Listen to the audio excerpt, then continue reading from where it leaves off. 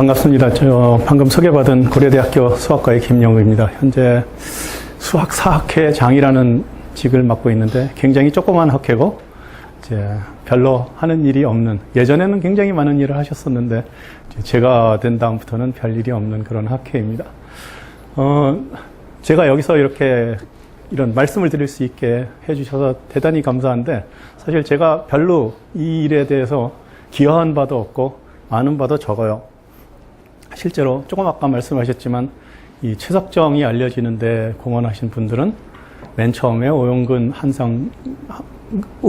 한상근 교수님, 그 다음에 이제 김도환 교수님이 굉장히 열심히 이제 이거를 올려야 된다 하셨고, 그리고 보니까 송 교수님께서 이미 전 세계에다 알려놓으셨고, 그리고도 약간 애매해서 이제 2012년도 이크미에서 아마 김성숙 교수님이 다시 한번 발표를 하면서 알리셨을 거예요.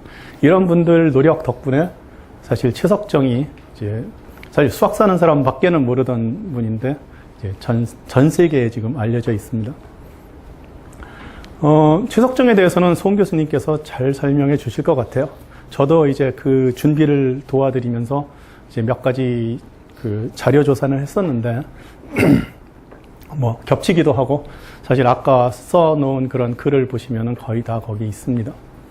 제가 이제 말씀드릴 거는 조선시대에 수학이 어땠는가라는 것을 이제 간단하게 소개드리는 걸로 이제 최석정이 과연 어떤 분이었을까를 좀 이제 가늠할 수 있는 그 기준, 뭐 이런 거를 제가 드린다고 생각하면 좋겠습니다. 이 파워포인트, 하여간 이 PPT 파일이 페이지가 굉장히 많은데 제가 그냥 빨리 넘기면서 그냥 무슨 아이디어만 대충 드릴게요. 40분에 과연 이걸 할 수 있는지 모르겠지만. 뭐 이 내용들은 그냥 대충 보면 되는데, 우리가 모르는 것이 동양에 수학이 있었다라는 거 잘 모르고요. 그거를 혹시 알아도 우리나라에도 수학이 있었다라는 거 아는 분은 정말 많지 않아요. 심지어 수학과 교수님들도 몇 분 잘 모르십니다. 그 다음에 디테일로 들어가서 진짜 뭐가 있었는데 그럼 정말 하나도 몰라요. 저도 이제 한 10년 전에 이런 쪽으로 발을 들이기 전까지는 정말 한 글자도 본 적이 없는 건데, 근데 이제 이런 게 있어요. 그래서 뭐가 어떻게 됐지라는 것을 이제 보신다고 생각하면 돼요. 처음에는 동양 수학이 도대체 뭐야를 알기 위해서 아주 간단하게 몇 가지 비교를 해드릴게요. 이제 이것은 중요한 참고문헌, 그리고 이제 제가 수학의 역사라고 하는 게 이제 옛날에 도대체 무슨 일이 있었나 할 때 사람들이 제일 먼저 이제 찾는 것이 이 플림트라고 하는 점토판이죠. 저기에 숫자가 몇 개 써 있는데 이게 다 숫자들이에요. 근데 이게 바로 피타고라스 수입니다. 묘하게도 열 몇 개 정도가, 15개가 이제 저 3, 4천 년 전 점토판이 있어요. 이게 왜 있을까? 잘 모르는데 어쨌든 있어요. 그래서 굉장히 옛날부터 피타고라스 수, 뭐 3, 4, 5 이것에 해당하는, 근데 굉장히 큰 숫자들이죠. 그래서 그런 것들이 이제 쓰였다. 기록만 남아있죠. 그 다음으로 저보다 훨씬 나중에 나온 것이 이렇게 두 개인데요. 저쪽 것이 중국에서 나온 책, 이것은 여러분이 잘 아는 유클리드의 엘레멘트. 이제 두 개가 거의 같은 시절이에요. 이게 뭐 기원전 한 300년 정도에 정리됐다면, 이것은 써진 게 기원전 한 100년 정도겠지만 정확한 건 몰라요. 그런데 실제로 그때 써진 게 아니고 그 이전에 있다가 그 다음에 진시황이 전부 다 태워버려서 한 100년 동안 뭐 잃어버린 채로 있다가 이제 한 60년? 그 다음에 진시황이 다 지나가고 나서 이제 다시 만들자 그래서 기억에 있는 것들, 짜투리 종이들 다 모아갖고 다시 책으로 쓴 거기 때문에 사실 이것도 적어도 이제 2500년 정도 됐죠. 이것도 이제 유클리드가 정리한 건 그렇지만 그 이전에 100년, 200년 동안에 나온 저술들을 전부 모은 거니까 유클리드가 증명한 건 하나도 없다 그래요. 그러니까 이제 비슷한 시절이에요. 이 책에 대해서는 뭐 연구들도 좀 했고 수학서적으로도 했는데, 구장산술이라고도 하는데, 그 책에 있는 내용 중에는 대충 한 거의 3000년, 2700년 전 문제도 있다. 거기서부터 거의 한나라 시절, 기원전 한 200년까지 한 적어도 500년 정도에 걸친 문제가 있다라는 걸 알아요. 예를 들어 어떻게 아나 하면 어떤 문제에 무슨 관직명이 나오는데 그 관직명은 사용된 게 한 50년밖에 안 돼. 어느 시절에 딱 한 군데서 50년밖에 안 썼어. 그 문제는 분명히 그 동네에서 그때 만든 문제일 수밖에 없어. 이런 식이죠. 그래서 역사를 열심히 연구해갖고, 이게 대충 비슷한 시절에 비슷하게 모였다라는 것이고, 동서양이 동시에 이런 책을 만들었다는 건 상당히 놀라운 일이에요. 구장산술의 내용은 제가 설명을 못 드리지만, 저것도 유클리드 원론에 버금가는 굉장히 중요한 그리고 좋은 책입니다. 그래도 200년을 그러니까 2000년을 버티면서 수학책으로 역할을 했어요.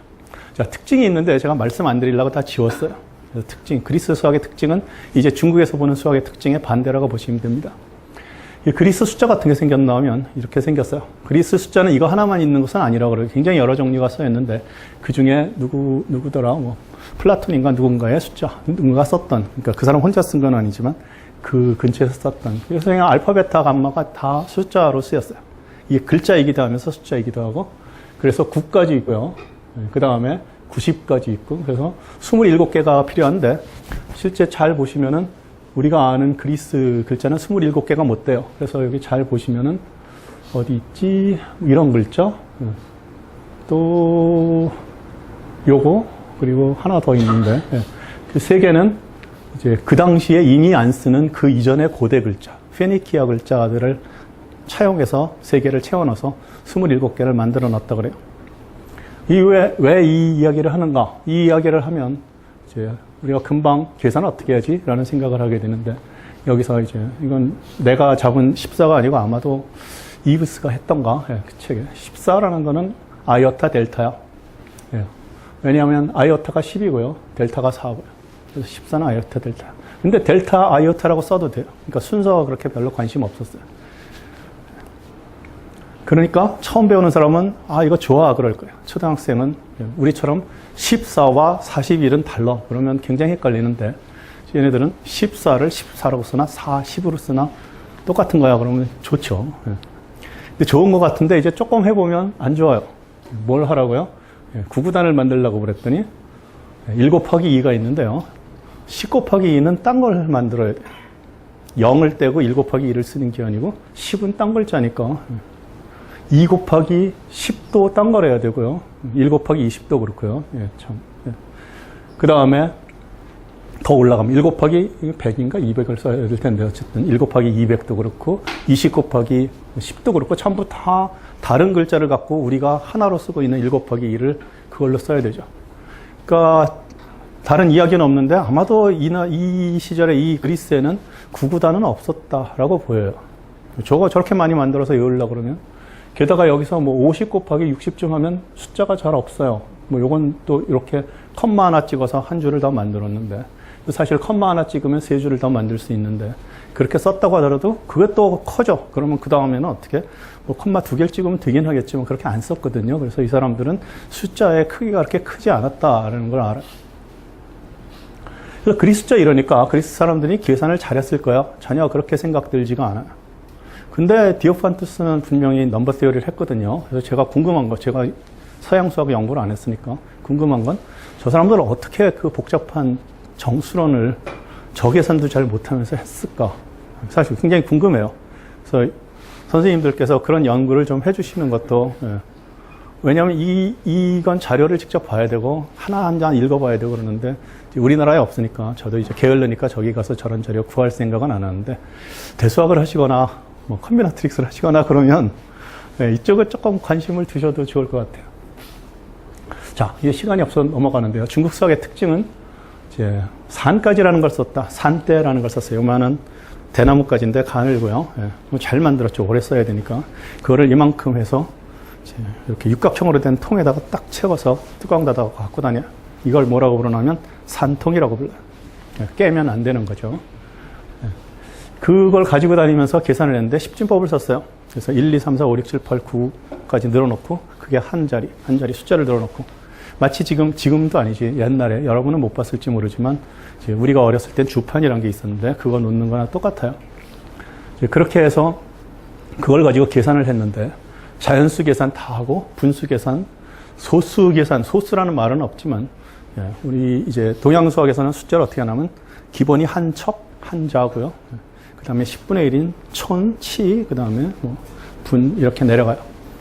그렇게 내려가는 거를 이제 몇 청, 몇 촌 이렇게 내려가는 거를 우리 그냥 지금 개념으로 보면 몇 점, 몇 이렇게 내려가는 소수라고 보는 거나 똑같아요. 그리고 조선 수학자들은 이제 후기에 오면 촌 이런 거 붙이기 귀찮아. 3, 그 다음에 뭐 이렇게 그냥 씁니다. 그러니까 거의 서양식의 걸 써요. 서양 걸 잘 보지 않거든. 자, 이런 식의 이제 계산을 했어요.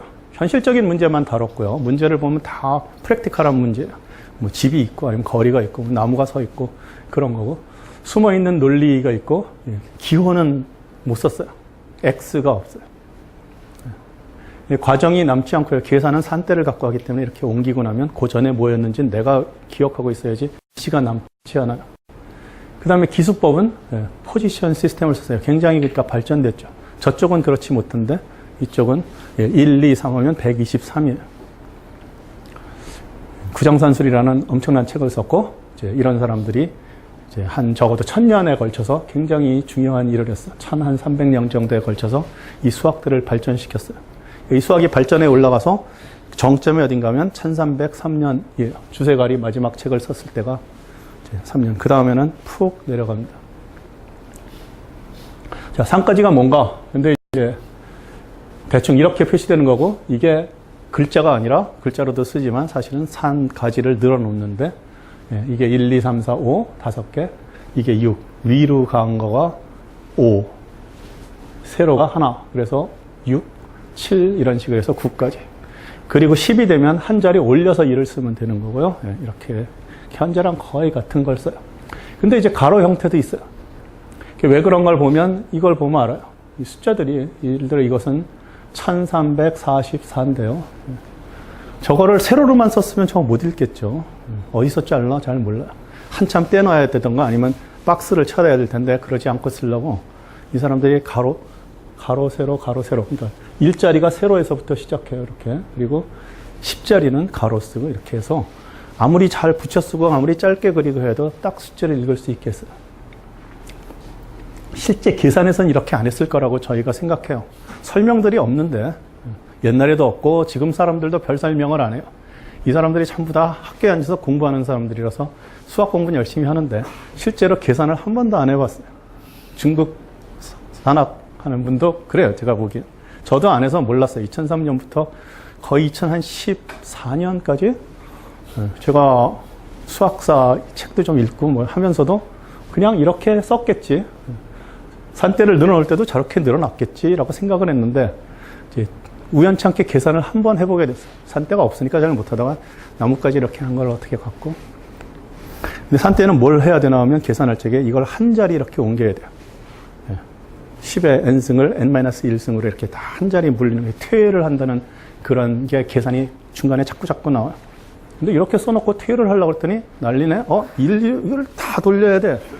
이게 빨리 계산해야 되는데 저거 못 돌렸겠구나. 그래서 처음으로 한 10년 만에 처음으로 계산 한번 해보고 이건 책에서만 쓰는 걸 것 같아. 근데 아무 데 뒤져봐도 아무 말도 없어요. 그러니까 이분들이 전부 다 그냥 책상 공부만 하고 계시는 거죠. 수학 사는 분들도 대부분 그래요. 자, 이런 식인데 책에선 이렇게 나왔어요. 이건 다 우리나라 책들이에요. 중국 책이 아니고. 중국 책 중에 정말 오래된 것이에요. 이게 이제 장가산이란데 이제 그 묘 속에서 이제 발견해요. 1987년인가 뭐 3년인가 이렇게 발견된 죽간이에요. 굉장히 가늘고 긴 얇은 대나무 껍질에다가 탄목으로 이제 이렇게 썼어요. 이 내용이 수학입니다. 수학인데 지금 여기선 읽을 수가 없고 그 다 돼 갖고 저 산수서라고 책에 제목이 써 있는데 산수책이라고 서건데 저건 이제 뭐 영어로 번역까지 돼서 논문이 다 나와 있어요. 자, 이것은 이제 구정산술 말고 또 하나 있는 주비산경이라고 하는 천문학 플러스 수학, 천문학에 필요한 수학책인데 거기에 이제 피타고라스 정리에 대한 설명이 있는 부분, 그 다음에 이건 유클리드 원론에 있는 피타고라스 정리의 증명 부분. 이렇게 해서 이제 이런 것들이 이제 보여요. 이런 책이 있었고, 파피루스나 뭐 하여간 종이, 양피지 이런 데다 썼고, 여기는 종이를 만들어서 썼는데 사실은 이 옛날에는 정확하게 어떻게 된지 몰라요. 이 책이 만들어졌을 때는 아마도 이런 형태였을 가능성이 많아요. 이게 이제 이런 형태로 만들어진 건 꽤 나중일 거예요. 종이가 발달한 다음에. 자, 이런 것이 이제 중국의 이제 수학의 역사입니다. 옛날 이야기예요. 중국 수학을 이제 이야기해야 되는데 왜 그런가 하면 너무 시간이 오래 걸리는 것 같네. 중국 수학이 결국 우리나라 수학의 모태이기 때문에 뭐 그럼 또 물론 우리가 이제 그 국수주의적인 역사학자라면 중국 수학 우리가 만들었어라고 주장해도 될 것 같아. 이렇게 생각돼요. 왜냐하면 아무것도 몰라요. 말하자면 이 책이 어디서 만들어졌는지 모르고 누군지도 몰라요. 심지어는 이제 아까 말한 주세거리라는 유명한 수학자는 연산에서 났어. 그런데 연산이 사실은 북경 근처에 아마 땅일 거예요. 근데 우리나라에도 연산이라는 지방이 있어요. 우리나라 지방의 이름은 대부분 중국에 있는 어느 도시의 이름을 땄어요. 후에라도, 나중에라도. 그래서 우리나라에서 넣었다고 주장하면 안 될 게 뭐야? 라고 중국에 있는 제 학생이 한번 주장한 적이 있어요. 이 사람 한국 사람은 혹시 아니에요? 왜? 중국에 아무 기록도 없는데 혹시 한국 사람인데 간 건 아닙니까? 그래서 그럴 리는 없지라고 했는데 어쨌든 이 내용은 사실 잘 몰라요. 이제 중국 역사 얘기는 할 틈은 없는데 어쨌든 중국 역사가 왕조는 이제 의세인 경우가 대부분이죠. 그래서 이제 장안이 계속 수도인 동안에 지금은 서안이지만 그게 수도인 동안에 그 바깥쪽에 있는 의세가 쳐들어와서 왕을 하면서 중국을 다스렸고 그 다음에 후대에 오면은 이제 몽고와 청 이렇게 이쪽 바깥쪽에 있는 의세가 들어와서 왕을 하고 한족이라고 이제 중국 사람이 말하는 사람이 왕을 한 거는 송하고 명밖에 없어요. 그 다음엔 다 조그만 나라들이지. 당, 뭐 하여간 그 정도. 그럼 중국 역사의 전체 중에 상당 부분은 의세가. 그렇기 때문에 그때 공부했던 사람들도 사실은 그냥 안에 있는 사람보다는 오히려 밖에 있는 사람들이 많죠. 그 사람들이 이제 고관 대작을 했을 테니까. 자, 그래서 그런 중국 수학인데, 근데 이제 어떻게 발전했는가를 잠깐만 얘기하면 아까 말한 구정산술이 써지면서 엄청난 발전을 했어요. 지난 한 500년 동안에 기원전 한 700년에서 200년까지 사이의 거를 모았고 그 다음에 40년경에 유희라는 사람이 나와서 이거를 그림까지 집어넣고 증명을 집어넣어서 증명이라고 해도 지금 모던한 형태는 아니지만 그걸 집어넣어서 완전한 책으로 만들어요. 그 다음에 뭐 이순풍이라는 사람이 당대에 이제 그것을 다시 한번 정리를 하지만 수학적으로 발전은 별로 없었고 그리고 이제 여기 말하는 가헌이라는 사람이 나올 때 1050년경이라고 해요. 근데 정확한 시점은 몰라요. 가헌이라는 사람이 나오면서부터 그때의 이제 방정식 푸는 방법을 완전히 한 번 뒤집어서 훨씬 더 좋은 방법으로 바꿉니다. 근데 혼자 다 바꿀진 못하고 기본 아이디어는 가헌 때에 나왔는데 그게 발전해서 제대로 되는 데까지 적어도 150년 정도 걸려서 1200년은 돼야지 이제 이것들을 자유자재로 개선하게 돼요. 남아있는 책이 가헌 때 건 없고 1200년 이후의 것만 남아있어서 그것도 많이 안 남아있어요. 그래서 그 중에 이제 대표적으로 우리가 치는 게 양휘의 양휘산법, 아까는 유휘였지만 양휘의 양휘산법, 그 다음에 주세거리 만든 산학계몽, 그 다음에 우리나라에는 안 들어왔지만 진구서라는 사람이 쓴 수서구정, 뭐 이런 책 몇 권이 남아있는데 이하라는 사람이 쓴 것도 있고 그것들이 다 요렇게 저렇게 조금씩 서로 다르면서 같은 것을 해설을 해서 그걸 보고 그 당시에 수학이 어떻게 발전했는지를 알 수 있어요. 한 것만 보면 약간 잘 모르는데 전체적으로 다 보면 알아요. 그 중에 예를 들어 양희의 책은 이렇게 돼 있고 방정식 푸는 부분이 이렇게 돼 있어요. 그러니까 내가 땅이 있는데 전체 넓이는 얼마인데 한 변에다가 옆에 조금 더 붙이고 뭐 이렇게 했더니 변이 얼마냐 이렇게 물어보는 거죠. 2차 방정식이에요. 옛날 문제는 다 이렇게 돼 있었어요. 그리고 푸는 방법도 이제 적당히였는데 아까처럼 이렇게 숫자로 요 숫자를 이렇게 숫자로 바꿔놓고 이렇게 내렸으면 하나 둘 셋 넷 다섯이죠. 그러면 다섯인가? 맨 위는 아닌가? 넷일지도 모르겠어요. 넷이면 저게 3차 방정식이에요. 상수항, 1차항, 2차항, 3차항의 개수예요. 그렇게 놓고 그 다음에 저거를 적당히 조작을 하면은 방정식을 풀 수 있어요. 금방. 물론 근사값이지만 인수분해하는 건 전혀 아니에요. 그래서 이런 방법들이 이미 2000년 전부터 쓰였고 그거 2000년 전에는 스퀘어루트랑 큐브루트 구하는 거가 위주였는데 그 다음에 이제 이때쯤 오면은 모든 방정식 차수가 사실 아무리 높아도 근데 중국 책에는 높은 차수는 많이 안 나와요. 프랙티컬하게 푸는 문제들이 있기 때문에. 근데 이게 일본에 가면 1000차 방정식이 나옵니다. 그 사람들은 그냥 생각이지 문제 푸는 것 자체가 아니고 이 생각이 달라요. 우리나라도 한 5차, 6차 이제 18세기 가면 10차 방정식을 그냥 책에다 쓰고 있어요. 자, 원리는 이제 뭐 나중에 보시고요.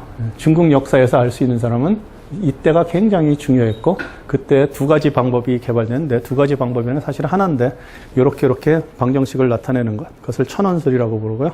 그리고 거기서 스퀘어루트를 하기 위해서 지금으로 말하면 조립제법 계산에 해당하는 것을 이제 리피트 해갖고 방정식의 근사해를 구하는 것, 그것을 개방법 중에 증승개방법이라고 불러요. 2000년 전 건 그냥 개방법인데, 이제 그때 만들어진 건 증승개방법. 이 두 개가 중국에서 개발한 가장 이제 중요하고도 정말 좋은 결과죠. 그걸 하기 위해서 가헌이 파스칼의 삼각형을 만들었고, 이게 1050년경이고요.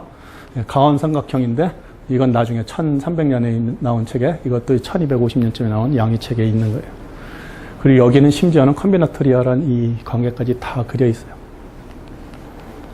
굉장히 많은 것을 알았다고 봐요. 그 다음에 방정식 푸는 방법에 대해서는 이 사람의 책에 딱 하나 있는데, 여기서 사차 방정식인가를 지금 이 조작하는 어쨌든 아까 그 계산법을 단계로 전부 다 이렇게 하는 걸 보여줘서 방정식 하나를 푸는 거가 있어요. 중국 전체를 보고 수학책 전체 중에 이 단계를 직접 그려서 보여준 책은 여기에 딱 한 문제밖에 없어요. 이 책이 없어졌으면 아무도 몰랐을 거예요. 어떻게 한 건지.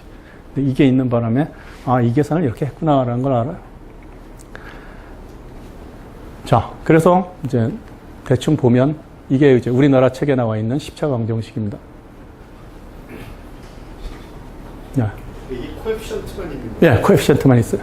이게 상수항, 1차항, 2차항의 개수면. 그래서 미지수가 없어요. 머릿속으로만 있지 미지수를 표시하지 않았어요.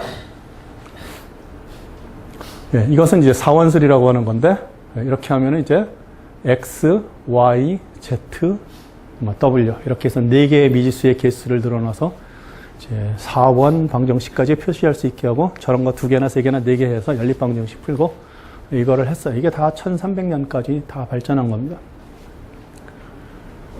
예, 실제로 여기 써 있는 이 방정식과 이 방정식은 이거와 이거. 예, 피타고라스 정리 푸는 거예요. 대부분 피타고라스 정리를 풀기 위해서 이 방법을 개발했죠. 그래서 13, 14세기에 이제 중국은, 심괄이라는 사람이 뭔가 모아놓은 공식집이 아니라 세상에 있는 모든 걸 모아놓은 것 중에 수학 공식도 몇 개 있는데 그게 굉장히 중요하고요. 그 다음에 개차 수열을 사용할 줄 알았고, 그런 걸 가지고 사실 요새로 말하면 어프록시메이션을 했어요. 애널리틱 펑션의 어프록시메이션을 해서 천체가 움직이는 이 사인 커브를 개차 수열로 얼마든지 가깝게 어프록시메이트 갖고 계산을 하죠. 이렇게 해서 한번 맞춰 놓으면 200년 동안 정도 이제 달이 왔다 갔다 하는 거를 틀리지 않고 맞출 수가 있어요. 그래서 역법을 하나 만들고 한 100년, 200년까지 씁니다. 200년 되면 이제 오차가 너무 커져서 역법을 다시 수정해서 새로 맞추고 또 다시 그렇게 쓰고. 그것이 이제 중국이 발전시킨, 그래서 중국이 요때 1300년, 1280년인데 그때 곽수경이 수시력이라는 역법을 만들었는데 전 세계에서 이 역법이 가장 잘 됐다라고 얘기해요. 오늘날보다 더 잘 맞춘다는 뜻은 아니고 당시의 과학에 비해서 가장 잘 만든 역법이다. 중국이 저기까지 갔는데 딱 저거 지나고 나서부터 수학 공부 안 해요. 이상하게도. 1300년을 딱 넘어서 명나라 들어가니까 덧셈 곱셈 정도만 하고 이거 다 잊어먹고. 신기하죠. 그래서 거의 암흑시대라고 지금 합니다. 그리고 나서 좀 있다가 한 몇백 년 있다가 서양 수학이 들어오죠. 마테오 리치가 처음 오면서부터 서양 수학을 갖고 들어와서 전부 다 중국 사람들은 자기네 수학이 있었는지도 모르기 때문에 서양 수학 위주로 공부를 해요. 그래서 그때 수리정원이라는 책을 만들고 뭐 이리저리 해갖고서는 발전을 하다가 이제 청나라가 되고 나서 그 다음에 옹정이라는 황제가 아마 이제 쇄국 정책을 폈나 봐요. 제 역사를 잘 모르는데. 그래서 외국 사람 다 내보내고 그 다음에 우리 걸 찾아라.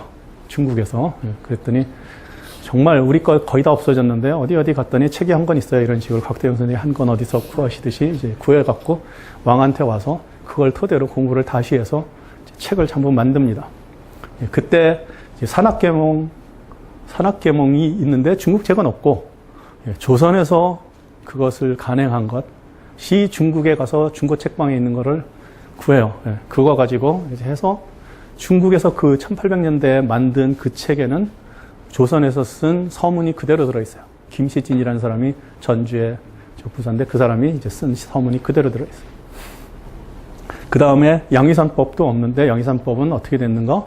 이제 우리나라에 들어와 있는 양위산법을 경주에서 프린트한 거를 임진왜란 때 일본이 가져간 거를 일본에 있는 유명한 수학자 세끼라는 사람이 필사에서 공부하던 거를 카피가 하나 중국에 들어가서 그게 지금 영인본에 들어가 있어요. 그 책의 맨 끝에는 뭐 인쇄할 때 이 책을 인쇄하는데 중요한 역할을 했던 사람 맨 앞에 나오는 게 정인지. 책에 그대로 다 있습니다. 손으로 쓴 게. 자, 그래서 굉장히 재밌어요. 역사가. 나라가 따로따로, 거의 따로따로 함에도 불구하고 굉장히 많은 교류가 여기저기서 원치 않게도 있고, 원하게도 있고. 조선은 어떻게 되는가? 저희는 이제 15세기 초반에, 15세기 초반은 누구죠? 세종대왕 때 이제 전성기를 이뤄요. 시간이 사실 굉장히 많이 지났을 것 같은데. 명나라들이 갑자기 끊기는 이유가 그러니까 그 이유를 잘 몰라요. 근데 이유는 잘 모르지, 끊기는 이유는 모르지만 부흥하는 이유는 알아요. 대부분 역법을 만들 때 부흥합니다. 우리나라도 이제 세종대왕이 수학 공부 본인도 하시고, 그 다음에 엄청나게 시켰어요. 근데 그 이유가 뭔가 하면은 그때 역법, 소위 칠성산 내편이죠. 그것을 만들기 위해서. 그래서 세종 임금님이 한 25년 이상 이제 아마 레인 기간이 그렇게 될 거예요. 근데 들어오자마자부터 역법을 만들자라고 해요. 중국 역법은 보내주긴 하는데 그건 우리나라 거에 안 맞아서 잘 쓰기가 어려워요. 날짜 정도나 맞지 뭐 여러 가지 시각이 안 맞습니다. 그래서 이제 우리나라 거를 만든다. 근데 개발을 해야 돼요. 중국에서 가르쳐 주지도 않고. 역법을 만든다고 하면 저 나라가 반역을 하는구나 이렇게 하기 때문에 만든다는 말도 내놓고는 못해요. 중국 사람한테는 못해요. 우리끼리 하는 거죠. 그래서 그런 걸 하는데 이제 역법을 시켰어요. 누군가한테 정초인가 하는 사람한테 시켜갖고 만들어라 그랬더니 몇 년 있다가 갖고 못하겠어요라고 그래요. 왜? 그랬더니 수학이 너무 어려워서 계산이 안 됩니다. 뭘 어떻게 한 건지 이해가 안 돼요라는 거죠. 그래서 누가 수학을 잘하냐 그랬더니 정인지가 그래도 할 거예요 라고 옆에서 다 정인지 그래갖고 정인지한테 맡겨요. 정인지가 이제 전체를 총괄해서 수학자를 키워서 책이 없어요. 그랬더니 임금님이 중국에 가서 있는 책 다 사와 그래갖고 진짜로 가서 사옵니다. 여러 권을 천문학책도 다 사오고 다 갖고 와서 그 다음에 다 갖다 줬지 너희들이 해 성균관에서 이제 천문학은 원래 이순지라는 사람이 하고 있었는데 잘하는 사람인데 이제 부족하니까 수학 쪽이 부족하니까 김담이라는 분한테 김담은 성균관 생도였는데 거기도 성균관 생도 중에 누가 수학 잘할 것 같으냐 그랬더니 김담이요 이렇게 이 사람이 불려 들어와요. 이제 안 그랬으면 이쪽에서 저 영의정 이런 거 할 사람인데 이제 천문학 했죠. 천문학을 시켰어요. 그때는 이게 구별이 없었어요. 다 같이 영의정까지 올라갈 수 있는 거였는데 후반에 내려오면서 이제 중인들이 하게 되고 그러면서 이제 격차가 생기죠. 그래서 불러갖고서는 시켰어요. 그래서 처음에는 천문학을 그러니까 역법을 만들려고 그러다가 포기하고 수학 공부를 시켜서 수학 공부를 적어도 10년을 시킬 겁니다. 그래서 이걸 제대로 하게 된 다음부터 다시 천문학을 해갖고 그래서 이게 완성되는 거는 세종대왕이 끝나기 이제 임기가 끝나기 한 5년쯤 전에 이제 칠정산 내편이 나와요. 거의 20년 넘어 전력 투구를 한 거예요. 그러니까 세종대왕 건 다 그래요. 뭐 우리말 만든 것도 뭐 중국에 뭐 몇 번을 가고 언어학을 하고 뭐 이런 걸 했지만 그거 말고 각각이 전부 다 굉장히 긴 기간 동안 전력 투구를 한 그런 결과들이고 그 중에 역법이 제일 제가 보기에는 오랫동안 고생한 거예요. 저희한테는 아마 한글이 제일 중요한 걸 거라고 생각하지만 하지만 실제로 일이 힘들었던 건 역법. 옛날에도 그런 게 있었고 옛날에도 우리가 수학 공부를 했는데 신라 시대도 그렇고 고려 시대도 했는데 여기 있는 이 지금 파랗게 쓴 거는 중국에 저 이름이 없어요. 그러니까 중국에 옛날에 있었는데 중국 사람들 다 잊어먹고 없어져서 모르는 건지 아니면 중국에서는 철경이나 구장은 중국에 있는 거니까 그래서 갖고 왔는데 우리나라에서 우리나라 나름대로 뭘 좀 만들었는지 근데 전혀 알 수 없어요. 이름밖에 남아있는 게 없어서. 자, 그리고 이제 조선시대에는 15세기 초에 그래서 그때 이제 세조 시대에 임금님 앞에서 얘기하는데 옛날에 세종 시대에는 산악하는 사람들, 천문학하는 사람들 10차 방정식 그냥 앉은 자리에서 쫙 풀었는데 지금은 2차 방정식 때 헤매요. 그러면서 이제 공부 좀 시킵시다라는 건의를 하는 그게 있어요. 실록에 나와요. 그런 걸로 보면 세종 때는 정말 잘했구나라는 걸 알 수 있어요. 자, 그런데 이제 조선 후기에 오면서 이제 당연히 전란을 2번을 겪으면서 이제 없어지죠. 그래서 사실 우리가 뭐 임진왜란 맨날 그래서 뭐 이순신은 알지만 임진왜란에서 뭐가 어떤지 잘 모르는데 진짜로 이제 이야기하는 거 뭐 그날 뭐 이런 프로도 좀 보고 그러면은 아, 전쟁 때는 엄청나게 힘들었겠구나라는 생각을 해요.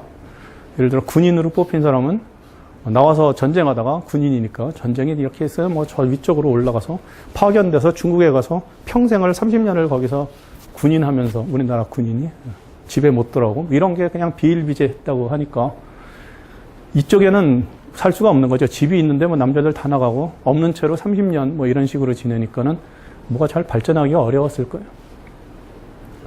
우리나라도 이제 그런데 이제 병자호란을 지나고 나서는 근데 이제 나라는 제대로 저걸 잡아야 되니까 이 사람들이 다시 역법도 만들고 다 해요. 수학 쪽도 열심히 합니다. 그런데 이제 큰 일이 일어난 것이 시한력이란 게 생겼어요. 중국도 역법이 이제 고치고 조금씩 고치다가 안 되니까 이제 새로 만들어라. 그게 언젠가 하면 명나라 때예요. 명나라 말기에 아담 샤리라는 사람이 들어왔죠. 저는 이제 역사책에서 봤는데 여러분은 봤는지 몰라요.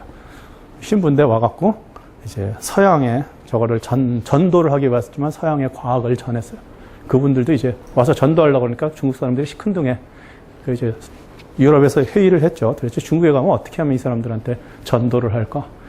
저 사람들이 감탄을 할 수밖에 없는 뭐를 먼저 보여주고 합시다. 그게 이제 기독교 저기서 한 거예요. 캐톨릭이. 그래갖고 와서 뭘 할까? 과학이 우리가 발전했으니까 과학을 먼저 보여줍시다. 그래서 이 사람들이 와갖고 과학부터 가르쳤어요. 중국 사람이 정말 껌뻑 죽고 그 다음에 이제 서양 거를 받아들이기로 했죠. 하지만 뭐 중국 사람들이 기독교는 잘 안 받아들이고 어쨌든 거기 과학을 받아들였어요. 그 중에 아담 샬이 이제 그걸 했는데 명나라에서 아담 샬한테 붙여서 이제 새로 역법을 만들어. 그래서 수시력에 해당하는 걸 만들었어요. 시한력에 해당하는 걸. 그리고서 반포하려고 딱 그랬는데 반포 이제 1월 1일에 하는 건데 임금님이 이제부터 역은 이걸 쓴다라고 하려고 그랬는데 그 전에 명이 망했어요. 그래서 청나라가 들어왔죠. 그래서 청나라가 들어왔고 딱 보니까 다 만들어놨네. 근데 어떻게 명나라가 만든 걸 써? 그래갖고 뭘 해요? 아담 샬을 불러서 다시 써라 그랬어요. 책이 100권인데 100권을 다시 써라. 그 뭐 과학인데 다시 쓸 게 뭐 있어요? 다시 썼죠, 그냥 진짜로. 그래서 책 이름을 바꿨어요. 숭정역서라 그래갖고 이제 나왔죠. 그게 시한력인데 이게 유럽 거라서 이게 지구 중심이 아니고 뭐 이렇게 태양 중심으로 해서 이게 타원 궤도까지 다 집어넣었어요. 계산이 엄청나게 어려워요. 원까지는 이게 스퀘어루트 풀면 되는 건데 타원은 그게 안 되죠. 그래서 이거를 이해하기도 어렵고 하니까는 이제 우리나라에서 받아들이긴 해야 되겠는데 우리나라도 안 맞기 시작했으니까 저걸 갖고 와야 되겠는데 잘 안 되죠. 그래갖고 굉장히 열심히 연구를 합니다. 그래서 1645년에 발표했다고 그랬죠. 예. 우리나라도 1944년쯤에 그 소현세자가 들어오면서 저걸 갖고 들어와요. 이게 나왔는데 소현세자 뭐 1년인가 뭐 몇 달 만에 죽었죠. 그리고서는 이게 들어와 있으니까 이제 임금님한테 사람들이 건의를 하죠. 이걸 씁시다, 맙시다. 그래서 이제 사실 또 당파처럼 나뉘어갖고 논쟁을 해요. 논쟁이 나쁜 의미의 논쟁이 아니고 이것을 써야 되느냐 안 써야 되느냐를 두 당파는 항상 자기의 헤드가 되는 집에 모여서 젊은 사람들이 전부 공부를 해갖고 임금님 앞에 가서 무슨 얘기를 해야 될지를 만들어갖고 이제 한 사람이 딱 들고 들어가서 둘이서 대결하는 거예요. 우리나라 당파 싸움은 원래 그런 거예요. 그래서 이 사람 들어와서 했는데 이쪽이 이겼다가 저쪽이 이겼다가 하면서 60 몇 년을 가죠. 그래서 1700년대 초반이 돼야 확실하게 이걸 쓰자라고 결정이 돼요. 그전엔 써봤다가 쓰다가 틀리면 또는 계산 잘 못하니까 계산 때문에 틀리면 잘못했지. 옛날 거 씁시다 그랬고 돌아가서 하면 또 시간이 잘 안 맞아. 너무 오래돼서. 그러면 또 이거 쓰자 왔다 갔다를 65년을 해요. 자, 그러면서 시한력을 도입하는데 그동안에 이제 고생 많이 했겠죠. 수학자들은 이런 거 하는데 천문학자들 계산 틀리면 곤장 맞아요. 네가 틀렸지. 그러고 이제 때려요. 그러니까 굉장히 이게 목숨 내놓고 하는 작업이에요. 근데 이제 수학이 없잖아요. 그러니까 수학, 정말로 아무것도 없는 게 책 한 권 남아있거나 이래요. 전국에. 그 많던 책, 한꺼번에 인쇄해갖고 나왔던 책들이 한 권 남아있고 그래요. 그래서 그런 것들을 다 모아갖고 다시 책을 내고 그런 작업을 하는데 이제 아까 말한 그 중요한 산악계몽은 1660년에 한 번 다시 인쇄를 쭉 합니다. 그때 이제 김시진이 한 거고 그게 중국에 들어가 있어요. 자, 이제 간략하게 몇 가지만 볼게요. 조선에서 산악이 복구되는 과정은 중인 산악자들을 보면 아는데요. 중인 산악자는 무지 많았지만 호조에서 계속 뽑아서 일을 시켰으니까. 하지만 그 중에 진짜 수학다운 수학하는 사람은 몇 사람 없는데요. 그게 이제 책으로 남아있는 사람들이 있어요. 경선징이라는 사람 또는 경선행이라고 이름이 나중에 바뀌었는데 그 사람, 그 다음에 이제 홍정화, 그리고 나중에 이상혁, 이렇게 세 사람이 중인으로서 책도 썼고 이름도 났던 사람이에요. 그리고 정말 잘했어요. 이 두 사람은 정말 잘했어요. 홍정화하고 이상혁. 경선징은 이제 머리가 나빴던 것이 아니고 책도 없고 가르쳐주는 사람도 없고 그런 사람이에요. 경선징이 언제 났나 하면 병자호란이 나기 조금 전에 난 사람이에요. 그래서 어렸을 때 병자호란을 갖고 그 다음에 이제 크면서 자기 집은 이제 산악 집안이에요. 중인 집안이라서 그 집안은 옛날부터 산악을 쭉 공부했는데 집안에도 가르쳐줄 사람도 아마 없었을 것 같아요. 그걸 어떻게 아나 하면 경선징이 나중에 써놓은 책을 보면 제일 어려운 파트에 가면은 이게 설명이 제대로 안 돼 있어요. 증승개방법을 안 써요. 아마 몰라서 못 썼을 거야. 둘째, 국어술 문제, 피타고라스 문제는 문제 하나 틀렸어요. 원래 문제 맞는데 그걸 옮겨오면서 틀리게 했어. 이런 걸 보면 아주 잘은 못했어. 왜 그랬을까? 이 사람이 노력이 부족한 건 분명히 아니고 그 당시로서는 굉장히 이름났던 수학자인데 그래요. 홍정화는 1700년대 초반인데 1600년대 말에 태어나서 1700년대 초반에 죽었는데 한 40몇 세로 죽었는데 그 사이에 엄청난 걸 해놨어요. 그래서 여러분한테 한번 보여주고 싶고 그다음에 이상혁은 그보다 훨씬 나중에 1800년대니까 이 사람은 사실은 자료도 많고 그다음에 후원도 좋아서 머리는 좋고 조선에 들어왔던 책은 아마 이 세 권은 확실하게 들어왔고 그 밖에 거는 안 들어왔을 것 같아요. 왜냐하면 기록이 하나도 없으니까. 그래서 이 세 개. 혹시 고려시대쯤에는 뭔가 들어왔을지도 모르는데 그건 아예 기록이 없으니까 왔는지 안 왔는지 모르고 조선시대에는 분명히 이 세 책 말고는 없을 거야. 이 세 책이 어떤가 하면 요거는 아까 그 그림 봤던 거예요. 그 책은 약간 프리미티브하게 설명하고 있고 이 책은 잘 설명하긴 하는데 굉장히 간략하고요. 말하자면 문제 한 2개 정도 아주 쉬운 문제만 풀어서 아까 그 증승개방술이라는 거를 보여주는데 그것만 보고 이해하기는 정말 어려워요. 2차 방정식 하나, 3차 방정식 한 개 풀어주고 말았거든요. 근데 우리나라 사람들이 그거 보고도 10차 방정식 어떻게 푸는지 다 알아내요. 그러니까 참 신기해요. 상경사포는 쉬운 책이에요. 그래서 이거는 일반인들이 많이 일상적인 데서 많이 썼던 책. 산학자는 뭐 옛날에는 사실 중요한 학문이었어. 옛날에 이제 주나라 때는 이렇게 6가지가 가장 중요해. 그 중에 하나가 수죠. 예약, 사어, 서수인데 이런 것들이죠. 이런 게 왜 들어가 하지만 여러분이 혹시 옛날 그 위인전 읽어봤으면 저 누구지? 맹저가 어렸을 때 말물기 싫어갖고 맨날 도망다니고 그랬었죠. 어머니는 이제 어떻게 해서라도 이제 맹저가 이 6가지를 잘해야 이제 군자 돼서 이제 성공하니까. 근데 말 모는 게 안 된다고 돼 있었어요. 내가 읽은 책엔 적어도 그래요. 말은 어떻게 몰아야 되냐면 말 하나 타는 게 아니고 이렇게 마차가 있는데 집이 달린 마차죠. 앞에 말이 4마리인가가 모는데 마차에 이제 집 4모퉁이에 이제 방울을 달아요. 4개를. 가면서 방울 4개가 소리가 똑같아야 돼요. 따로따로 울리면 안 돼요. 같이 울려야 돼요. 그게 안 된다고 이제 그러니까 저런 게 이제 이 어예요.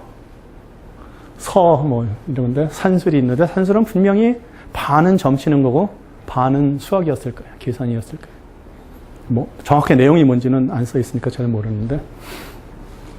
자, 양반산학자 이런 사람들이 있었고 그 다음에 중인산학자 3명만 알려져 있고 나머지 이름은 많아요. 1600명이나 이름이 있지만 그 사람들 중에 무슨 중요한 걸 했는지 안 했는지는 잘 몰라요. 단지 이런 건 있어요. 이 홍정화가 위로 올라가면 친척 중에 연결되고요, 경선징이. 또 이상혁도 처가에 이렇게 하면 홍씨예요, 어머니가. 그래서 분명히 서로들 주고받고 하면서 배웠어. 그건 알아요. 중인상학자들이 그래서 이 이상혁이 분명히 어머니, 그러니까 사실은 큰 어머니예요. 자기 그러니까 아버지가 처가 여럿인데 그 중에 한 분, 자기 어머니는 아닌 사람이 홍씨인데 그 사람이 저쪽 남양 홍씨예요. 그래서 이쪽에서 왔는데 분명히 책도 가지고 오고 수학도 잘했을 거다라고 보여요. 그래서 그쪽에서 배웠을 거다. 다 이런 식으로 이제 연결이 돼요. 양반 산학자는 다 이런데, 이런 사람들은 다 관직에 올라갔어요. 무슨 뭐 좌의정, 어떻게, 남병철 이런 사람들은 무슨, 여기도 아마 좌의정쯤 하면서 관상감 제조도 하고, 최석정은 영의정을 8번 하고, 조채구도 거의 그렇고. 이런 사람들은 좀 동네에서 좀 작은, 군수 이런 거 하는 사람. 임준도 그렇고. 자, 이런데, 이제, 최석정에 대해서는 말씀해 주시겠지만, 이게 이제 우리한테 잘 알려져 있어요. 근데 한마디만 하면, 이거 왜 했지? 사실 굉장히 궁금했어요. 저는 옛날에 생각에 처음에 최석정을 볼 때는, 이 사람이 그냥 양반이고, 영의정이나 돼서 할 일 별로 없고, 임금 앞에 가서 이렇게 하고, 퇴직하면 그냥 일찍 나와갖고, 집에 가서 할 일 없으니까 계산도 좀 해오고, 이런 생각을 하고 있었는데, 아니에요. 그 실록을 읽어보니까, 사실은 승정원 일기 읽죠. 그러면, 이 사람들이 무지무지하게 바빠요. 임금님도 새벽에 일어나서부터 공부하고 나가서 회의하고 뭐하고 왔다 갔다 하고 저녁 때 공부 또 하고 그리고 자야 되고 잠은 또 몇 시간 자면 또 일어나서 또 하고 임금님도 너무 바쁘고 이 사람들도 바빠요. 이게 괜히 할 일이 아니더라고요. 나머지들은 구수략에 있는 나머지들은 옛날 책들을 베껴서 옮겼어 이렇게 말해도 돼요. 이미 알려져 있는 수학의 대부분이니까. 근데 이건 아니거든요. 자기가 분명히 발견을 했던지 이건 실려 있는 책이 없어요. 이 계산 한참 해봤을 텐데 이거 왜 했지? 이게 굉장히 궁금했어요. 그러다가 최근에 답은 아니지만 아마 이럴지 몰라라는 걸 알게 됐는데 이게 임난 그다음에 병자호란 뒤에요. 이때 사람들이 뭐가 관심이 있었는가? 이게 또 누가 쳐들어오면 안 돼. 우리나라 이제 방비를 해야 되겠어. 뭘 해야 되냐 하는데 군사를 키우고 싸움을 제대로 할 수 있게. 조총도 하고 여러 가지를 하는데 그 중에 하나가 뭔가 하면 진법을 굉장히 이야기를 많이 해요. 그래서 조선 왕조실록을 쫙 진법이란 걸 검사하면 이때 좀 많이 나오고요. 17세기 중엽에. 그 다음에 정조 때 굉장히 많이 나옵니다. 진법이란 말이. 그러니까 임금 앞에서 한 얘기 중에 진법이란 말을 직접 거론하는 일이 그만큼 돼요. 이 진법이 이제 이 마방진하고 관련이 있다라는 것은 알려져 있어요. 여러분이 막 인터넷 뒤져보면 아는데 이 진법의 기초가 이제 구궁이에요. 9개의 이걸 잡고 그걸 기초로 해서 그걸 익스텐드 해갖고 이제 더 복잡하게 만들어요. 9개를 놓고 이제 이게 동서남북 이렇게 놓고 가운데 임금을 놓든지 하고 딱 에워싸는 거죠. 걸어가면서 이게 진법이 쫙 바뀌어요. 사람이 많으면 9개가 이제 9명이 아니라 10명씩 9개 이런 식이니까 가면서 탁탁탁 이렇게 하면 거북 모양으로 딱 바뀌고 이렇게 하면 앞뒤가 바뀌고 이런 것들을 연습을 해요. 보니까. 인터넷에 거의 그림으로 동영상 같이 만들어져 있어요. 보시면 알아요. 이런 걸 하는데 기본이 이제 하도 낙서에서 나오는 이 9개의 숫자죠.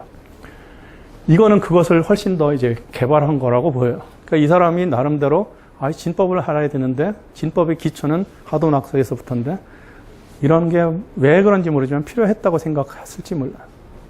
사실 이게 왜 필요한지 하도 낙서도 왜 필요한지 몰라요. 단지 필로소피컬리 필요한 건지. 예. 이 책의 맨 앞에 보면 하도 낙서가 레퍼런스로 들어있어요. 예, 그건 다 있죠. 예. 여기는 특히 레퍼런스가 좋아요. 모든 걸 다 썼어요. 자기가 읽은 책을. 자, 그래서 그런 것을 하나 하고요. 그 다음에 이제 최석정 글씨를 이렇게 잘 썼어요. 이게 그 박유린이라는 사람이 쓴 산학원본이라는 책의 서문인데 서문은 나중에 아들이 이 사람한테 붙어 있어요. 아버지가 죽은 지 40년쯤, 30 몇 년쯤 후에 이제 가갖고 서문을 좀 써주세요. 그랬더니 이렇게 멋있게 써갖고 책에 지금 들어있죠.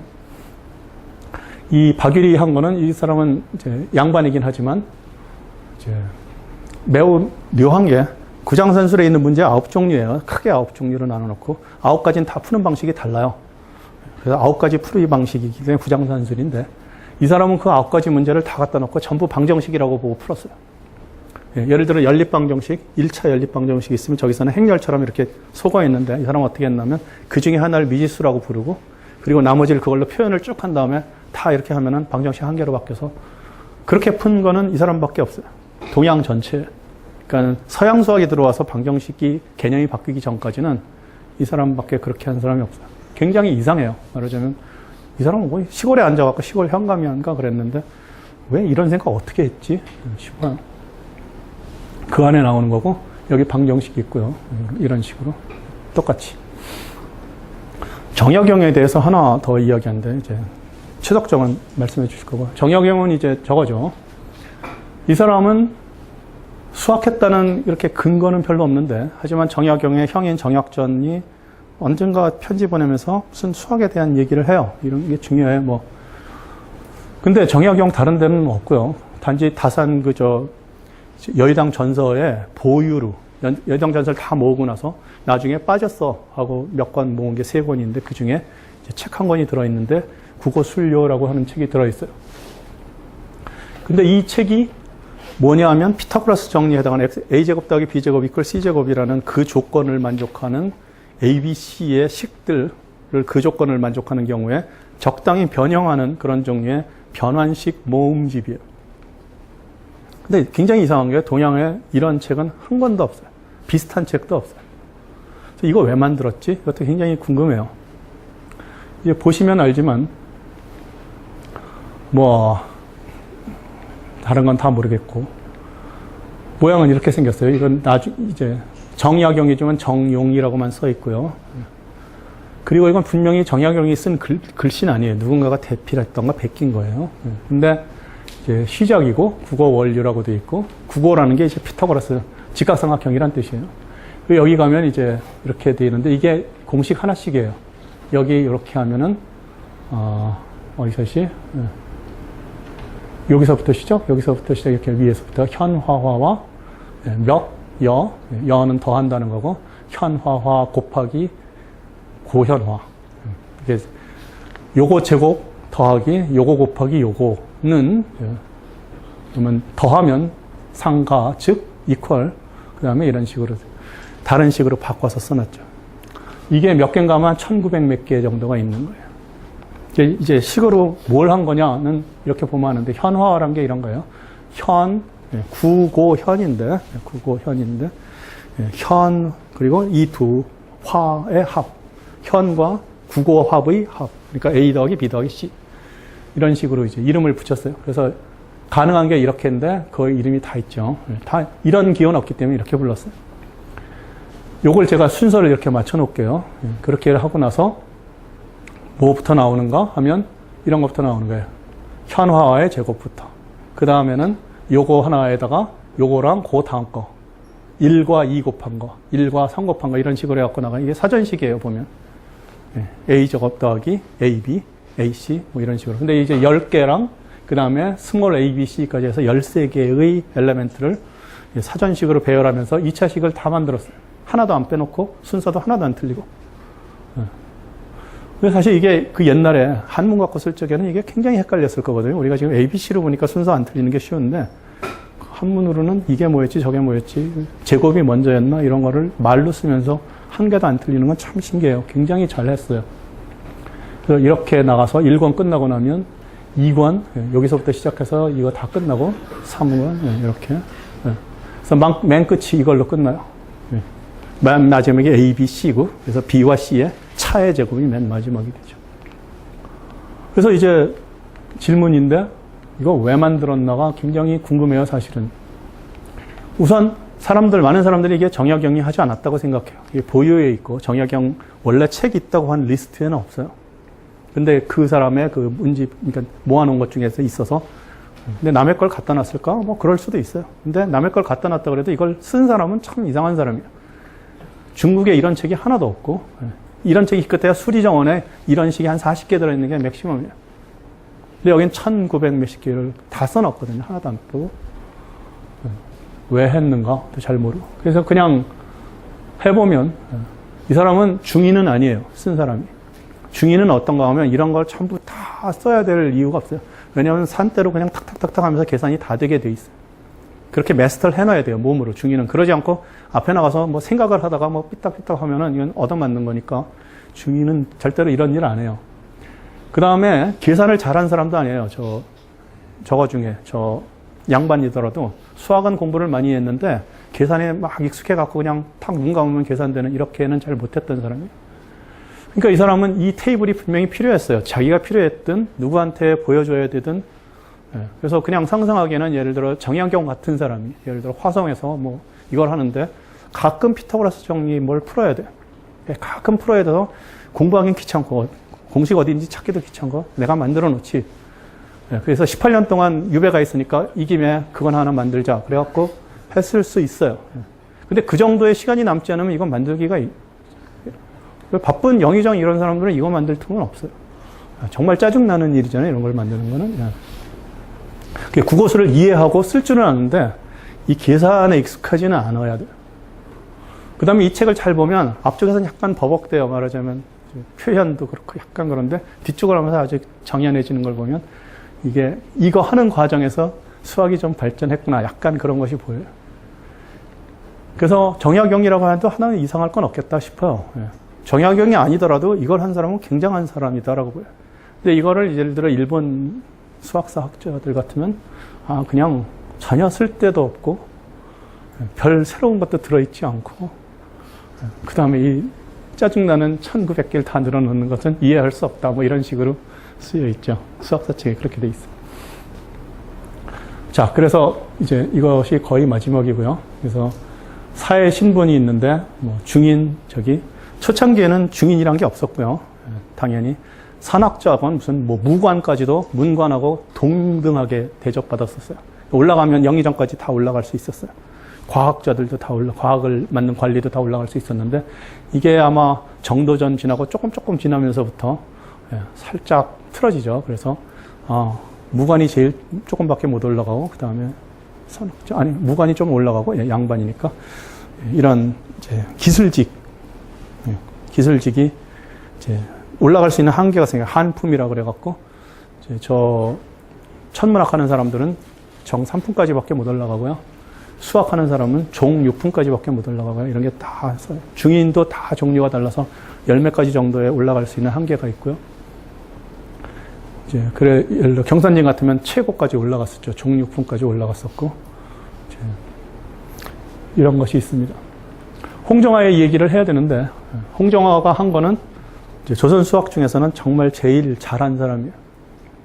1700년 초반인데 이제 중국의 아까 조립제법 계산하는 거를 따라서 하는 사람은 많은데 그 원리는 아무도 이해 못하고 아마 따라서 했을 거예요, 거의. 그런데 홍정화는 그 원리를 이해하고 그 다음에 그걸 발전시켰어요. 그래서 딱 하나만 보여드릴 건데요. 뭐를 했는가? 이제 이런 걸 했어요. 이건 물론 숫자예요. 그 다음에 x는 x지만, x라고 안 썼지만 미지수 x가 하나 있고 그 다음에 숫자 4개가 있을 때 이렇게 된 거를 전개하려면 어떻게 계산해야 돼? 그냥 조립제법으로 하면 돼요. 이게 그냥 답인데 이렇게 쓰진 않았고 이 사람들은 쭉 늘어놓은 다음에 밑에다 더하는 게 아니라 그냥 여기서 그냥 왔다 갔다 하면서 한 줄에서 끝나요. 여기까지 이렇게 되는 게. 근데 이제 처음엔 알파를 곱해서 더하고 그 다음에는 여기서 베타만 하고 감마만 하고 델타만 하고 이렇게 하면 이 전개식이 나옵니다. 이 조립제법인데 알파, 베타, 감마, 델타가 다를 때 다 같을 때는 우리도 잘 하는 거예요. 근데 다를 때에 대한 거를 4차식을 설명을 해놨어요. 책에. 단계적으로. 이거는 중국에서는 없었던 거고 이제 우리나라에서도 설명은 딱 여기 한 군데. 제가 사실은 이거 전개를 어떻게 하는 거야? 사실 x 플러스 알파의 n승을 사실은 이퀄 k란 걸 풀 적에 조립제법을 쓰면 왜 되는지 전 이해를 못했어요. 중학교 때 그거 하면 돼. 되긴 되는데 왜 나눗셈으로 하면은 조립제법을 하면 되지? 참 이해가 안 됐거든요. 뭐 아무리 수학으로 하려고 해도 10도 안 써지고. 그런데 이제 이거 발견하기 전에 이제 제가 그 좀 알아야 되겠어요. 우리나라 사람 썼으니까 옛날에 어떻게 했는지. 그래갖고서는 열심히 이제 뭐 그림도 그리고 별걸 다 해갖고 알아낸 게 이게 나눗셈 조립 제법이 아니고 곱해서 익스펜드하는 익스펜션이야라는 걸 알아냈어요. 그래서 논문도 썼어요. 그리고 뭐 이크미에서 발표도 하고 그랬는데 그리고 나서 홍성자 교수님이 이제 홍정화 책을 그 다음에 읽다가 여기 있네. 저랑 같이 했는데 홍정화가 그때 이미 설명 다 했고 같은 거 아니라 다른 것도 다 했어. 그래서 이제 알아요. 옛날 사람이 이렇게 했겠구나. 우리가 한 거는 1300년대 이 방법을 개발할 적에 무슨 생각을 했을까? 그림으로 그려놓고 이렇게 쪼개면서 전개했을 거야. 라고 논문에 그렇게 썼는데 1700년대 책에 실제로 그렇게 했다는 거를 자기가 중국 책 보고 한 건 아니고 우리나라에서 완전히 이 사람이 개발한 거죠. 뭐 중국에서도 그렇게 했었겠죠. 근데 이제 남아있는 게 없어서. 자, 그런 정도가 이제 제가 수학사를 공부하면서 본 것들이야. 시간이 너무 많이 지났는데, 그런 것들 정도를 이제 말씀을 드릴 수 있습니다. 예, 죄송합니다. 너무 오랫동안